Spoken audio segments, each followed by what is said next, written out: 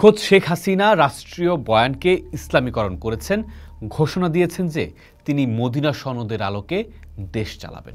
ইসলামপন্থীরা যদি এতটাই নিপীড়িত হতো তাহলে আজ তারা এত শক্তিশালী হলো কিভাবে?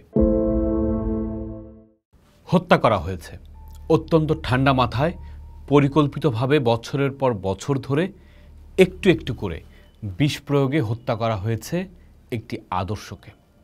সে আদর্শের নাম ধর্মনিরপেক্ষতা। আর যখন তার নিথর দেহটা পড়েছিল তখন তার কফিনে শেষ পেরেকটি ঠুকে দেওয়া হলো। কারাই হত্যাকারী, কারাই অন্তিম যাত্রার কারিগর?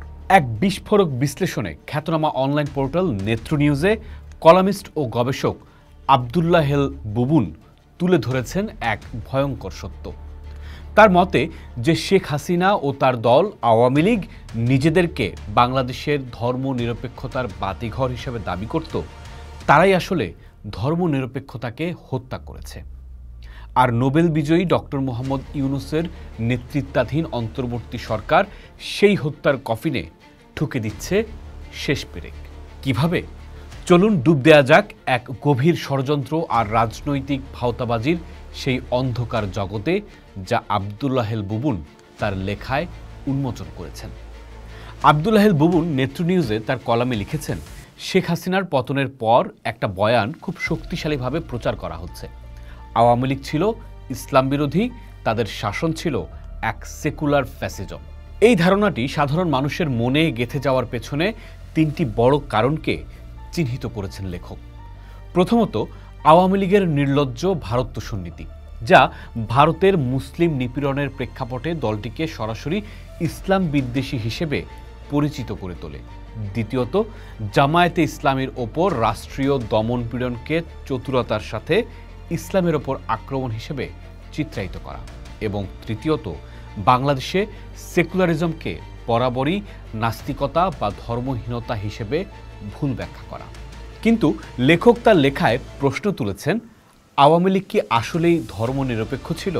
তিনি বলছেন, এটি একটি মস্ত বড় চতুরতা।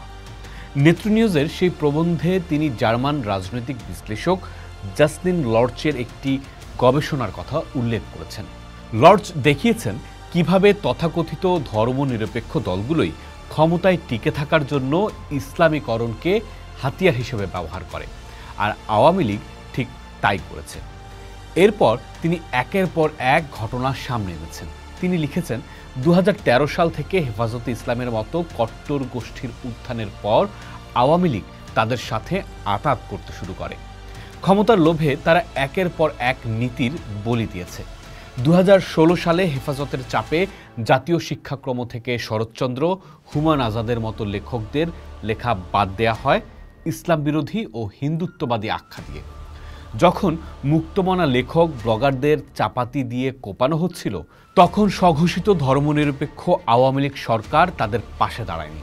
উল্টো সরকারের মন্ত্রীরা তাদেরকেই মুখ বন্ধ রাখার হুঁশিয়ারি দিয়েছেন। নেত্র নিউজের সেই কলামে লেখক আরও লিখেছেন, খোদ শেখ হাসিনা রাষ্ট্রীয় বয়ানকে ইসলামীকরণ করেছেন, ঘোষণা দিয়েছেন যে তিনি মদিনা সনদের আলোকে দেশ চালাবেন। 2017 সালে ইসলামপন্থীদের দাবির মুখে সুপ্রিম কোর্ট প্রাঙ্গণ থেকে গ্রিক দেবী থেমিসের আদলে গড়া লেডি জাস্টিসের মূর্তি অপসারণ করা হয়। কওমি মাদ্রাসার ডিগ্রিকে উচ্চশিক্ষার স্বীকৃতি দিয়ে কার্যত দেশের শিক্ষা ব্যবস্থাকে কট্টরপন্থীদের হাতে তুলে দেওয়া হয়েছে। আর ডিজিটাল নিরাপত্তা আইনের মতো ভয়ঙ্কর অস্ত্র তৈরি করে ধর্মীয় অনুভূতিতে আঘাতের নামে কণ্ঠরোধ করা হয়েছে অসংখ্য মানুষের। সুতরাং আব্দুল্লাহ হেল বুবুনের বিশ্লেষণ অনুযায়ী আওয়ামী লীগ ধর্মনিরপেক্ষতার রক্ষক তো ছিলই না, বরং তারাই ছিল এর প্রধান কবর খননকারী। এবারে আসা যাক বর্তমানের কথায়। আব্দুল্লাহ হেল বুবুন তার লেখায় এক ভয়ঙ্কর মনস্তাত্ত্বিক খেলার কথা বলেছেন, যার নাম মজলুম বয়ান বা ভিকটিম কার্ড। তিনি বলছেন, ইসলামপন্থী দলগুলো আওয়ামী লীগের দমনপীড়নকে এমনভাবে উপস্থাপন করেছে যেন কেবল তারাই ছিল একমাত্র নির্যাতিত বা মজলুম। এই মজলুম সাজার মধ্য দিয়ে তারা বিপুল পরিমাণে নৈতিক এবং রাজনৈতিক পুঁজি অর্জন করেছে। যেমন আমরা দেখেছি আওয়ামী লীগ আমলে গঠিত আন্তর্জাতিক অপরাধ ট্রাইব্যুনালে ৭১-এর মানবতাবিরোধী অপরাধ গণহত্যার দায়ে যাদের বিচার হচ্ছিল তাদের অনেককেই পাশ্চাত্য মিডিয়ায় উপস্থাপন করা হয়েছে ইসলামী স্কলারদের বিচার করা হচ্ছে এই বলে, যেটাকে পরবর্তীতে দেশে ইসলামী রাজনীতিতে পুঁজি হিসেবে ব্যবহার করতে দেখা যাচ্ছে। নেত্র নিউজে প্রকাশিত কলামে বুবুন এই কৌশলকে ডোনাল্ড ট্রাম্পের সমর্থক শ্বেতাঙ্গ পুরুষ বা ভারতের হিন্দুত্ববাদীদের সাথে তুলনা করেছেন, যারা নিজেদেরকে ক্ষমতার কেন্দ্রে রেখেও ভিকটিম হিসেবে উপস্থাপন করে। কিন্তু এখানে লেখকের প্রশ্নটি অত্যন্ত যৌক্তিক। ইসলামপন্থীরা যদি এতটাই নিপীড়িত হতো তাহলে আজ তারা এত শক্তিশালী হলো কিভাবে? এর উত্তরও লেখকই দিয়েছেন। তাদের এই শক্তির পেছনে রয়েছে আওয়ামী লীগের ভয়ঙ্কর তোষণনীতি আর স্বৈরাচারী শাসনের বৈধতা আদায়ের জন্য ইসলামকে ব্যবহার করার সচেতন প্রচেষ্টা। আওয়ামী লীগ বিষাক্ত এক গাছ লাগিয়েছিল আর এখন সেই গাছ ফল দিতে শুরু করেছে। আব্দুল্লাহেল বুবুন তার লেখার শেষ ভাগে এসে যে চিত্রটা এঁকেছেন তা এক কথায় ভয়াবহ। তিনি বলছেন, আওয়ামী লীগ যদি ধর্মনিরপেক্ষতাকে হত্যা করে থাকে তাহলে ডক্টর ইউনূসের নেতৃত্বাধীন অন্তর্বর্তীকালীন সরকার সে মৃত ধর্মনিরপেক্ষতাকে কবরস্থ করার ব্যবস্থা করেছে। তারা প্রায় প্রতিটি ক্ষেত্রে ইসলামপন্থীদের চাপের কাছে নতি স্বীকার করেছে, কখনো বা নিজ উদ্যোগে তাদের আশ্রয় প্রশ্রয় দিচ্ছে। নেত্র নিউজে বুবুন লিখেছেন, ৫ আগস্টের পর থেকে সারা দেশে প্রায় ১৮০টি মাজার ধ্বংস করা হয়েছে। দুর্গাপূজার প্রতিমা ভাঙা হচ্ছে নিয়মিত। নারীদের সমান অধিকারের পক্ষে লেখার অপরাধে একজন অধ্যাপককে বদলি করা হয়েছে হেফাজতের দাবিতে। জাতীয় পাঠ্যপুস্তক কমিটি থেকে অধ্যাপক সামিনা লুৎফাকে সরিয়ে দেওয়া হয়েছে। জেল থেকে মুক্তি পেয়ে জসিমউদ্দিন রহমানের মতো উগ্রপন্থী নেতারা আবার সক্রিয় হচ্ছেন। আর সরকার এই সব কিছুকে ভারতীয় অপপ্রচার বলে উড়িয়ে দিয়ে কার্যত এই দানবদের লাইসেন্স দিয়ে দিয়েছে। নেতৃত্বে প্রকাশিত কলামে লেখকের শেষ কথাটি তাই একাধারে একটি বিশ্লেষণ এবং একটি সতর্কবার্তা। তিনি লিখেছেন, যে কোনো সরকারের প্রথম কাজ হলো আইন শৃঙ্খলা রক্ষা করা, কিন্তু ইউনূস সরকার সেই মৌলিক দায়িত্ব পালনে পুরোপুরি ব্যর্থ।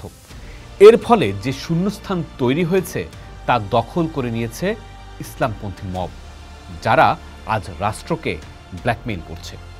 সুতরাং ইতিহাসকে যদি সঠিকভাবে বিচার করতে হয় তবে আওয়ামী লীগের ধর্মনিরপেক্ষতার চতুরতা এবং ইসলামপন্থীদের মজলুম সাজার চতুর রাজনীতি দুটোকেই উন্মোচন করতে হবে।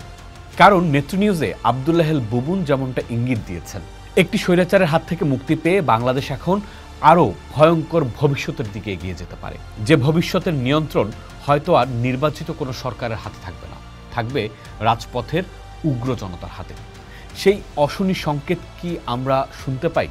যদি পাই তাহলে করণীয় হচ্ছে জুলাই অভ্যুত্থানের সেই বার্তা গ্রহণ করা যা ছিল, রাষ্ট্র ধর্ম, লিঙ্গ, বর্ণ, গোত্র দেখে বৈষম্য করবে না, বরং লিঙ্গ ও ধর্ম প্রশ্নে হবে নিরপেক্ষ।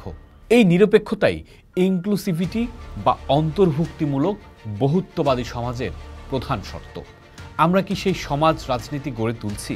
আমাদের না কথা ছিল পুরনো বন্দোবস্ত বা হাসিনার রাজনীতি থেকে বেরিয়ে আসার?